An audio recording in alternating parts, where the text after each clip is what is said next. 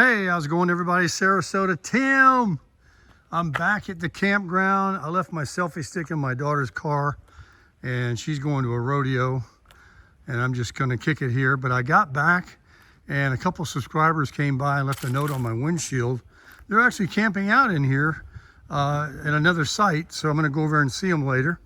I gave them a call. They've been watching the channel for quite a while, and that was a very pleasant surprise. I found a little note on my windshield wiper.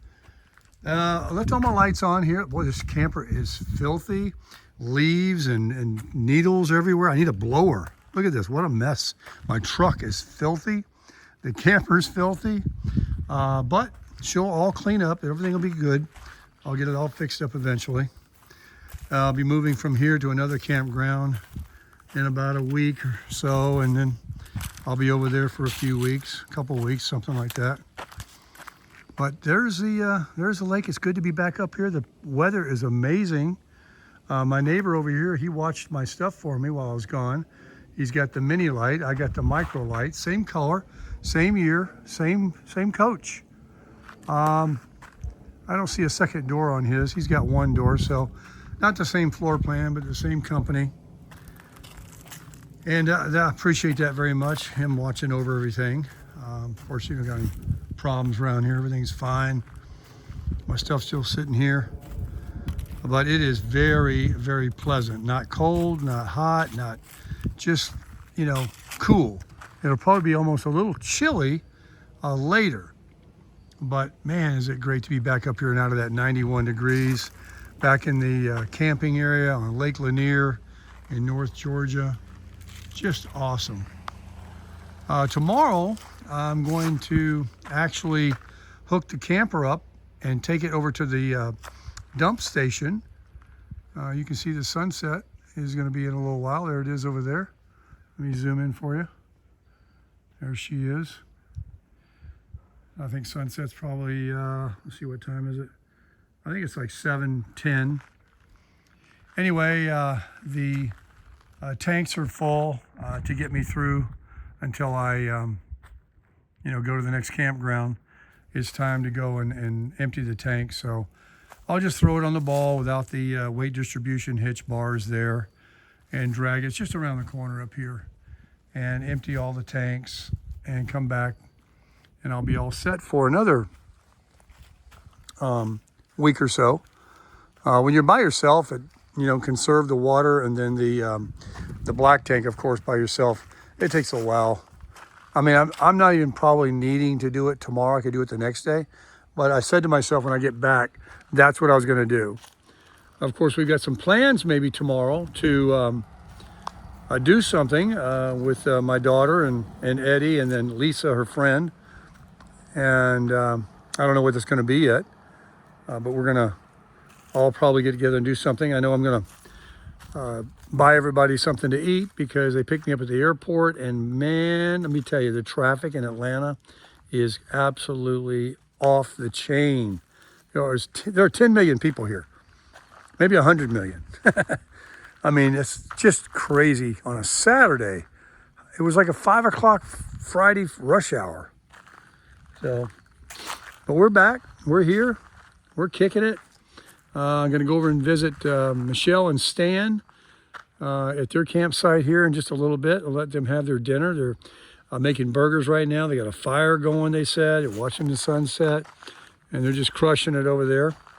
Weekend warriors, they said. But they definitely wanted to meet me. They've been watching the channel for a long time, and I'd love to meet them too. There's some smoke down there. Somebody else is having a fire. One of those wood fires. I've got the propane fire, which I love, love, love. I wish I had a blower, man. Maybe I should go get my my daughter's blower and bring it out here. And then tomorrow, after everybody's up, blow over here, blow everything. Clean this place up. I know they do it here at the park. So before you criticize and say, oh, that's rude, the park itself will come and blow these sites when people check out. So it's a nice, presentable site to the next person. They definitely, especially this time of year with the leaves falling. Hey, it's fall. And that's what's going to be coming. Looking forward to that content for you guys. the apple orchards and everything between here and LJ. Just the roads with the fall leaves, some beautiful drives, some more hikes, and family get-togethers, all that. Shoot, I might even have to make Baker tacos. Man, I'm telling you, I'm just really getting into it. I missed the bike already. It was like a kind of starting working out at a gym, and you haven't worked out in forever. Riding that bike the first day, and then the next day it was like, oh, I got this again. Got my sea legs back. And then I reached that hot temperature down there in Florida. I was like, oh, this sucks. So, but overall, it was definitely coming back to me. And now that I'm up here and, 550 miles away from her, I kind of miss her, and, the great roads up here to ride and all that. Somebody asked me, why didn't you just defer taking the bike back and doing the airplane trip and everything you just did at the end of your trip? Well, best way I can answer that is I just wanted to get it done. The weather wasn't what I'd hoped to be, because it did rain, but it was just a misty rain. It wasn't a hard rain. And I didn't want it to get, if it ever does get cold up here for the fall, to be real cold. And then I don't really have, the riding suit I had is actually a summer suit that ventilates for touring in the summer. And I didn't want to be like freezing to death, because it only takes a few minutes when it's like 40, 50 degrees out there to be absolutely freezing. And it would take a while to get to the, southern Florida, because it stays cold all the way to Tampa before the temperatures change. You don't have to go very far in Florida to find cold weather when cold weather comes. I mean, Gainesville can be cold. And you got to remember, when you're riding a motorcycle, it's always about 15 degrees colder riding a bike than what the Fahrenheit is. So if it's 60, it could be like 45 or 50 degrees, it could feel like. Anyway, I just wanted to get it home, and it's behind me now, and I'm back. I got no regrets, but I do miss it.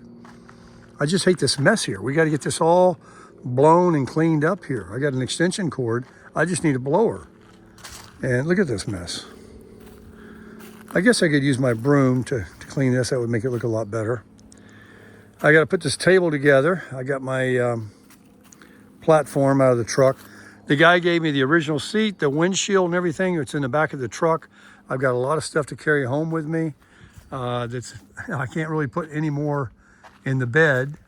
The generator's back there, and the scooter and all that. Hey, I forgot I got the scooter. I can ride that.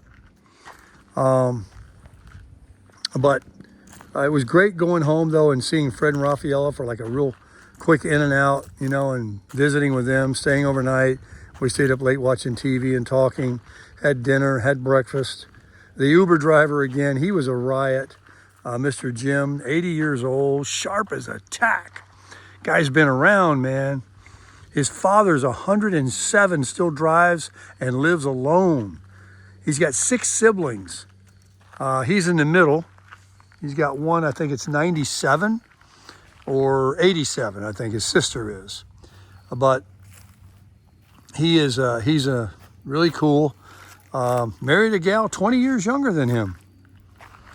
And they both have great careers. They bought a house in Lakewood Ranch, like when they were giving them away in the last crises, I think in '08 or something like that. Used to live in Alpharetta, Georgia, and made a ton of money. Moved down there, stole the house for like next to nothing. It tripled in value. Now he just plays around with the Uber, taking people to the airport, talking, telling his stories. I mean, he was really cool. So I got to say, today I had an Uber ride. My daughter picked me up. I rode back with her. I rode the plane train in the Atlanta Hartsfield Jackson Airport, and automobiles, planes, trains, and automobiles for sure.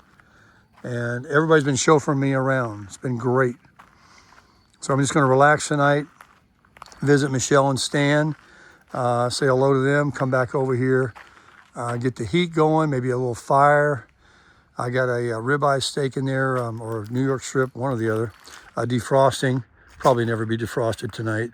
I don't need to eat it anyway, I'm good. And then hit the hay.